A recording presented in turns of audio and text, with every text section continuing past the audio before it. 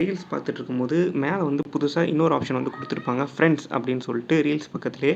So அத வந்து click பண்ணீங்க அப்படின்னா, நீங்க உங்க ஃப்ரெண்ட்ஸ் வந்து என்னெல்லாம் ரீல்ஸ லைக் பண்ணியிருக்காங்க, கமெண்ட் பண்ணியிருக்காங்க, ரீபோஸ்ட் பண்ணியிருக்காங்க அப்படிங்கிறத இங்கேயே நீங்க வந்து பார்த்துக்க முடியும்.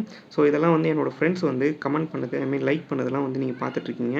ஸோ இங்க பாருங்க யார் யார் என்னென்ன லைக் பண்ணியிருக்காங்க அப்படிங்கிறது வந்து இந்த வீடியோல வரும். ஸோ கமெண்ட் பண்ணாங்க அப்படின்னா, கமெண்ட் பண்ணதும் வந்து இந்த மாரி வந்து காட்டும். ஸோ ரீபோஸ்ட் பண்ணதும் வந்து இந்த மாரி வந்து காட்டும். ஸோ இது வந்து புது ஆப்ஷன். இதில என்ன இஷ்யூ அப்படின்னு பார்த்தீங்கன்னா, நீங்க என்னெல்லாம் லைக் பண்ணியிருக்கீங்க, கமெண்ட் பண்ணியிருக்கீங்கன்னு வந்து உங்க ஃப்ரெண்ட்ஸ்க்கும் வந்து காட்டும். ஸோ இத வந்து எப்படி ஆஃப் பண்றது அப்படிங்கிற ஒரு ஆப்ஷன வந்து நான் சொல்றேன். ஸோ முதல்ல உங்களுடைய ப்ரொஃபைல்குள்ள போயிட்டு, இங்க வந்து அந்த 3 லைன்ஸ் இருக்கும். அதாவது உங்க செட்டிங்ஸு. ஸோ அந்த செட்டிங்ஸ்குள்ள போயிடுங்க.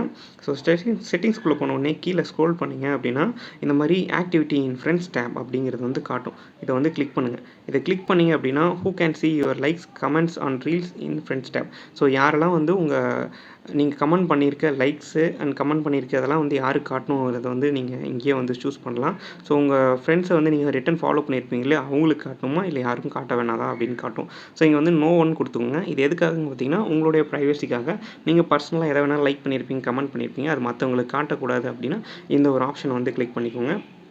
ஸோ யாருக்கும் வந்து இது காட்டாது.